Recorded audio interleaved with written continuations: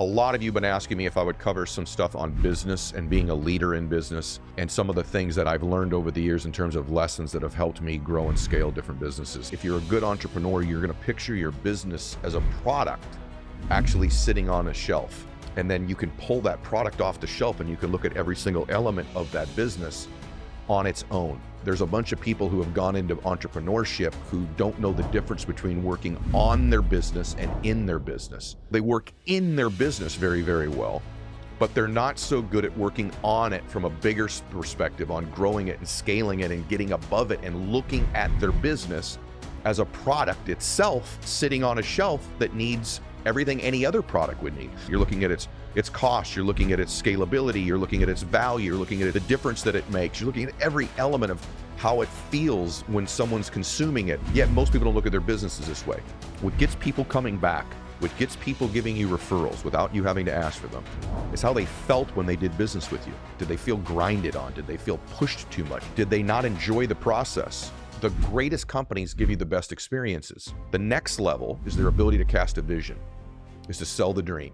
As a leader, you need to be able to sell a big enough vision and dream that the dreams of everybody who works with you, they can see themselves fitting inside that dream or their dreams coming true inside the dream you're selling.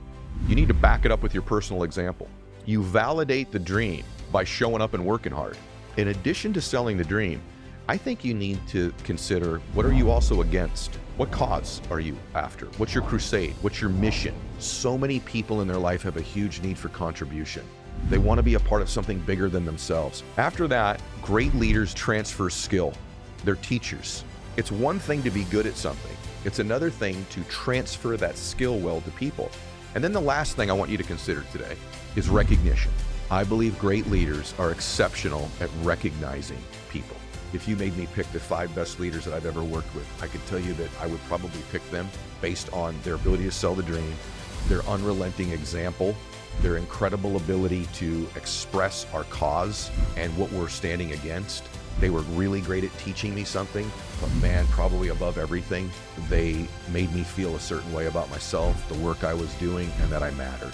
And so I just want you to begin to look at yourself as an entrepreneur and ask yourself today, am I working on my business enough, or am I only working in it?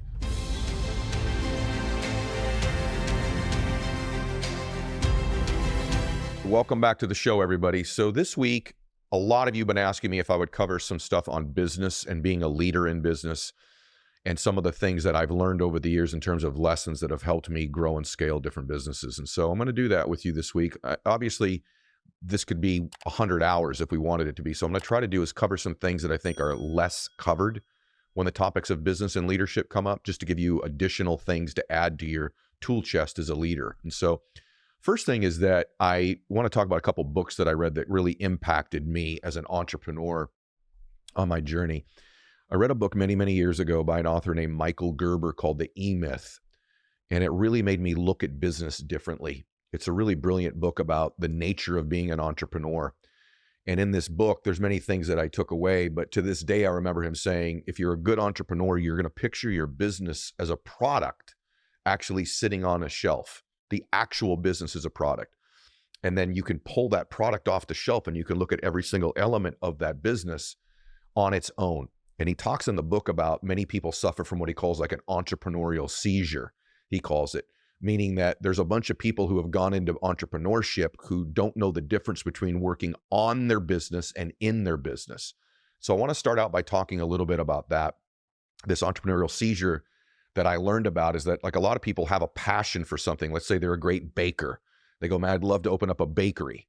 And so what you end up having is a baker who's a technician owning a bakery, but they don't know how to run a business. And so they work in their business all the time on the logistics of the baking and putting the product out there. But everything from marketing to scaling to inventory to taxes to HR to profitability, these are things they don't understand as an entrepreneur. And so they're very much a technician in their business. Technicians have a tendency to have a passion or have focus. Like, I watch a lot of people that are in the financial business. They're very technically good at what they're doing in their business. So they work in their business, but they don't know how to work on it where they scale and grow a business. I've watched this with people that own gyms. that they're passionate about fitness. They're passionate about people getting in shape. And so they're great at the technical writing of the nutrition plan and having trainers and having the best equipment.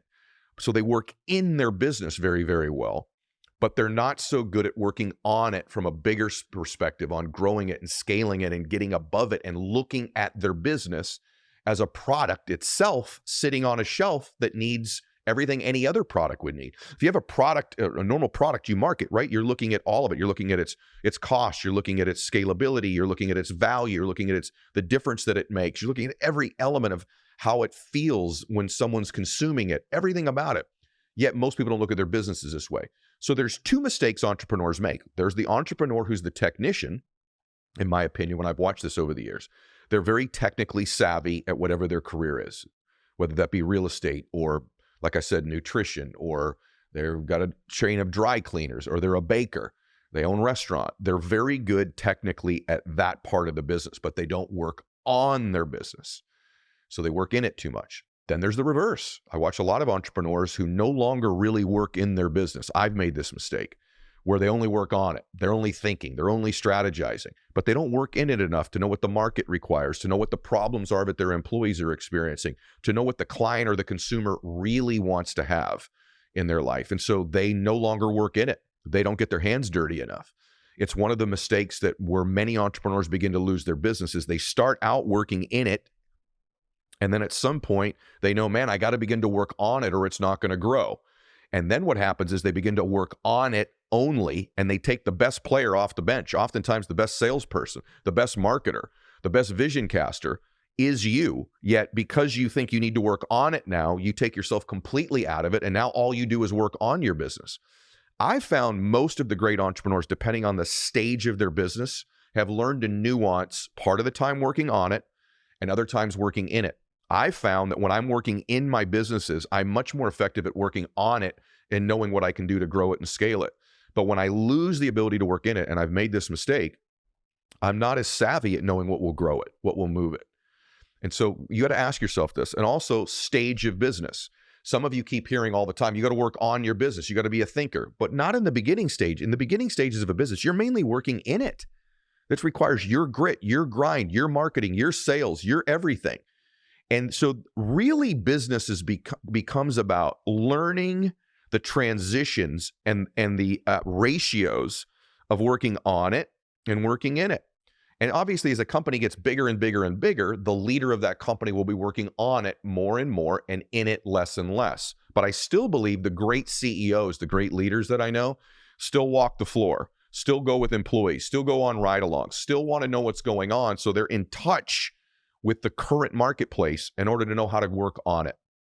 And so I just want you to begin to look at yourself as an entrepreneur and ask yourself today, am I working on my business enough, or am I only working in it where I can't see the forest for the trees? I'm basically in it, in the grind, but I don't have a real marketing plan. I don't have a scaling plan. I don't have a growth strategy. I'm not doing the things and pushing the levers that'll make this thing bigger. That's one type of entrepreneur.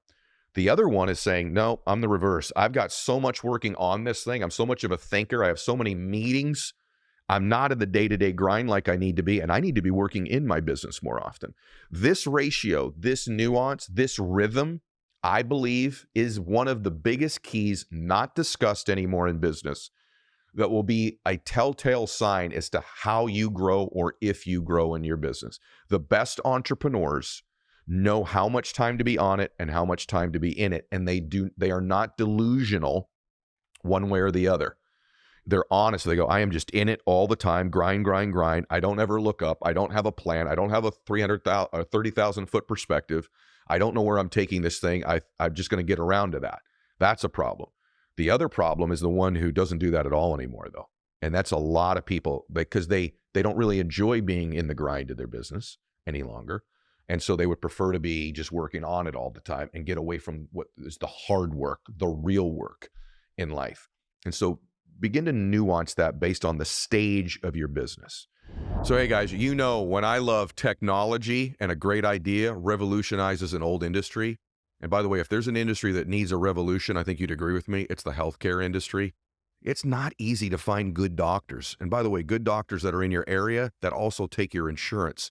And that's why I love ZocDoc. They are revolutionizing the healthcare industry and the way you get access to doctors. ZocDoc, by the way, is ZocDoc. Here's who they are. ZocDoc is a free app and website where you can search and compare highly rated in-network doctors near you and instantly book appointments with them online. Tons of different reviews on the doctors, and they're local to you. You can find out if they take your insurance. I just did it for a tear I had in my shoulder. One day later, I'm in the doctor's office getting some help, getting an order for an MRI. So go to ZocDoc.com/Mylett and download the ZocDoc app for free. Then find and book a top-rated doctor today. That's ZocDoc.com/Mylett. ZocDoc.com/Mylett. The next thing that I want to talk about is you being focused on the experience you're creating for your customers and your employees, or your, let's say, independent contractors, depending on your business. What gets people coming back, what gets people giving you referrals without you having to ask for them, is how they felt when they did business with you. So step back today and ask yourself, what's the experience you're creating for your customer or your client? Not just whether the product benefits them.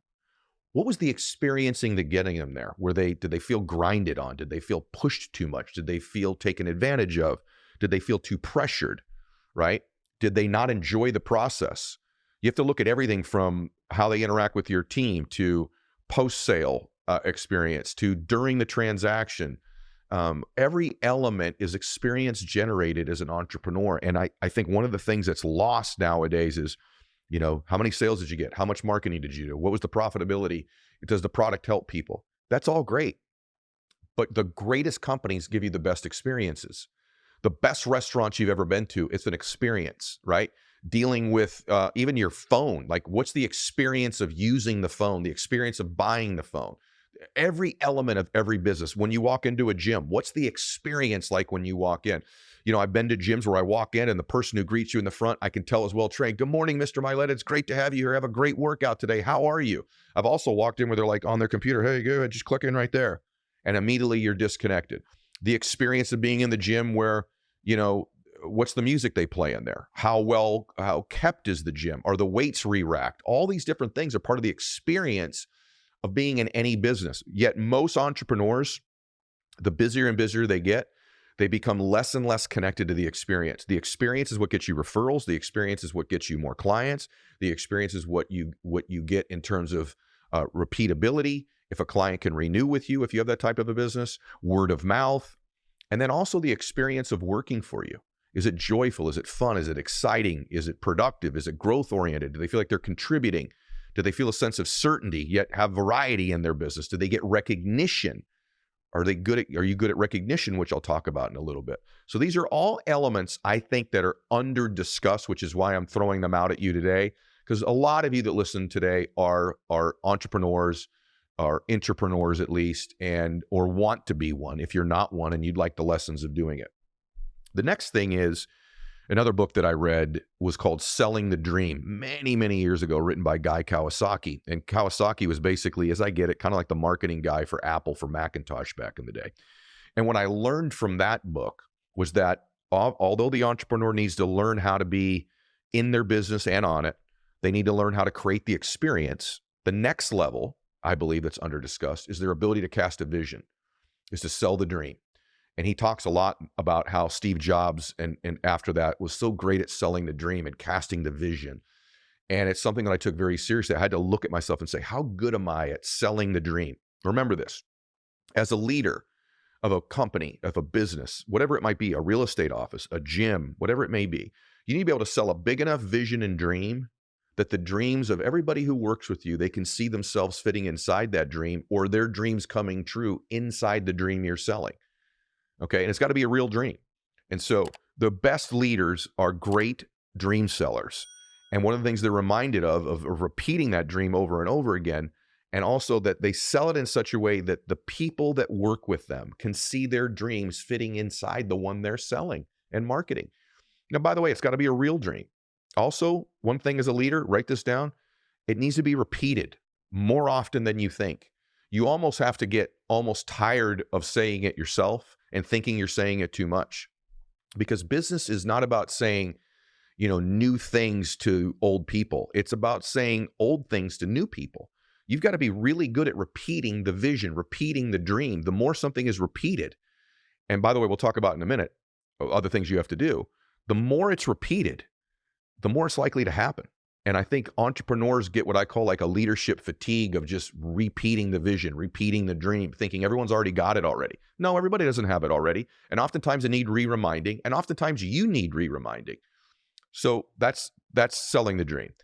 And I want you to write this down. Number one thing you got to do when you sell the dream, and I've made this mistake, you need to back it up with your personal example. You validate the dream by showing up and working hard.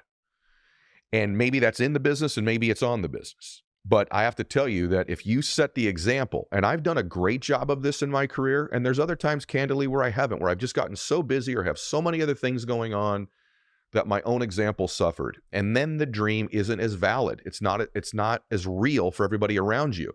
But if they see you showing up early, leaving late, doing the things that leaders do, that example can scream more loudly than even the repeating of the vision. Like I said, there's stages of my career I've been tremendous at it. And in self-reflection, there's been other times in my career I was spread too thin or not focused enough. And I wish I had been. And that's why I'm sharing this with you. So being an example of selling the dream is important. This show is sponsored by BetterHelp. So, I get asked a lot, what are some of the common practices or behaviors of the successful people that have been on your show? I got to tell you, most of them have been to therapy. And they've told me therapy's made a big difference in their life. It's made a big difference in my life. And so whether you've got like a real traumatic thing you want to work through in your life that you've not resolved yet, or maybe just got an emotion you'd like to get rid of or improve. Maybe it's none of that. Maybe you just got kind of something you want to talk through, a problem you want to work through. If you've been considering doing therapy, I think you should take a look at BetterHelp. BetterHelp is done entirely online. And what I love about it is they match you with a licensed therapist. If you don't click with the therapist, you can switch at any given time to a therapist that meets your needs, that you kind of click and vibe with. Take a moment and visit BetterHelp.com right now to get 10% off your first month. That's BetterHelp, HELP.com/EdShow. Second thing is this. In addition to selling the dream, I think you need to consider, what are you also against? Or do you have an enemy? Or is there something that you're trying to eradicate? So I would write down against or enemy or eradication.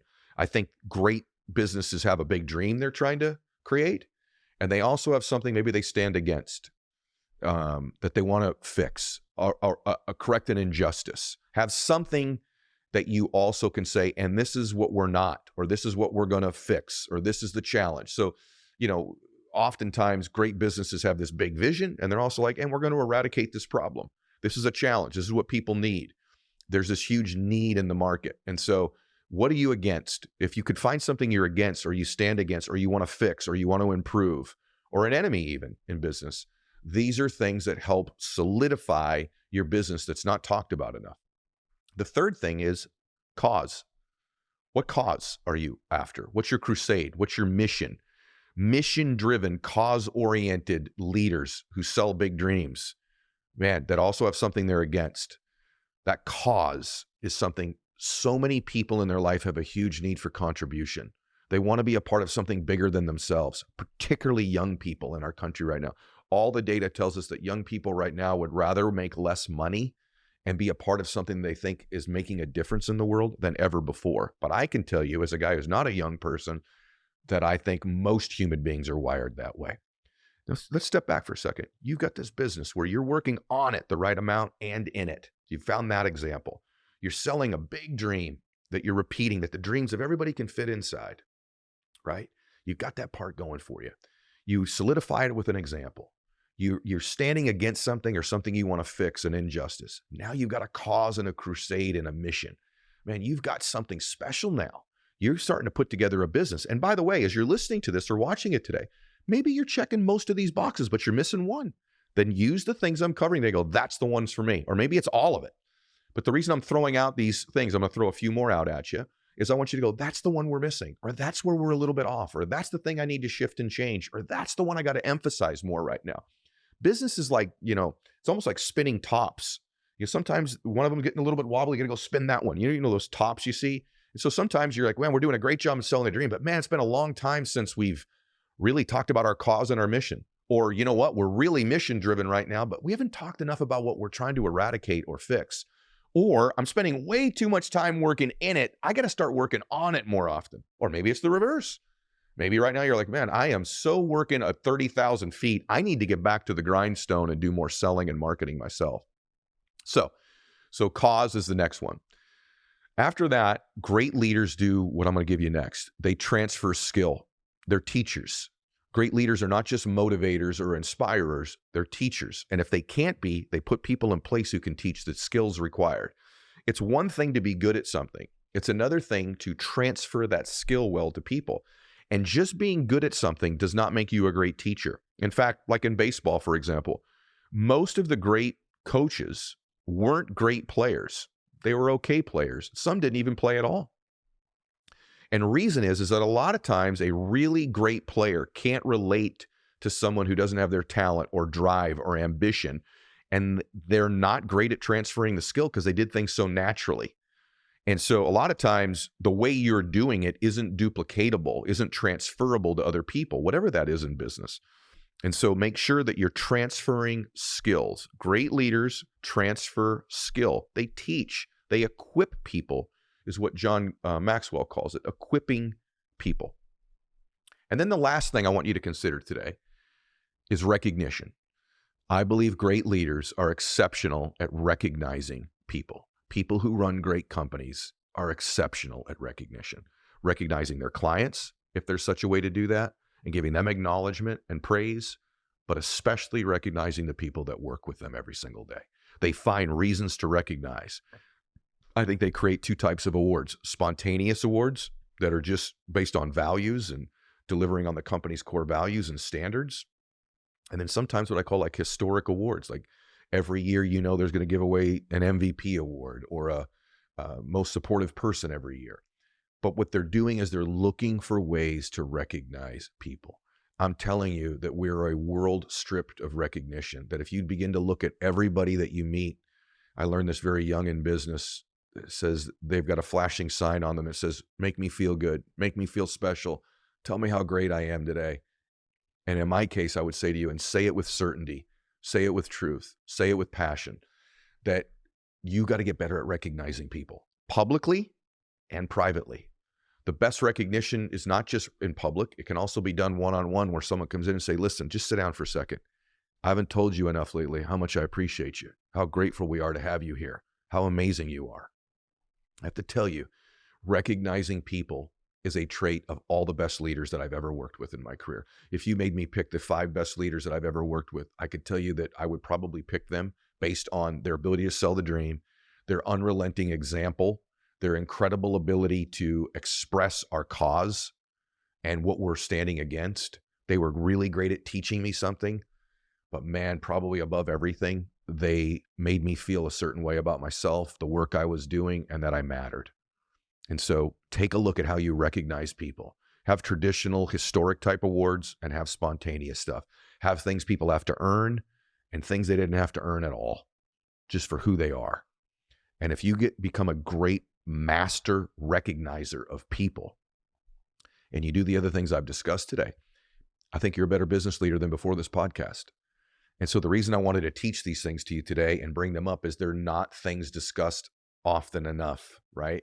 And so if we go all the way back to the beginning, by the way, if you want to go get the E-Myth, I think it's a great read. If you want to go read Selling the Dream, I think it's a great read. If you want to read The Power of One More, where I talk about some of these things in this book, but today was really stuff that's even not in the book, I recommend it, my book, The Power of One More. And so be great about selling the dream. Be great about working on your business and not in it. Do an unbelievable job of focus on the experiencing you're creating for the people that work with you and your customers and clients. Sell that dream big enough that everybody's dreams can fit in it.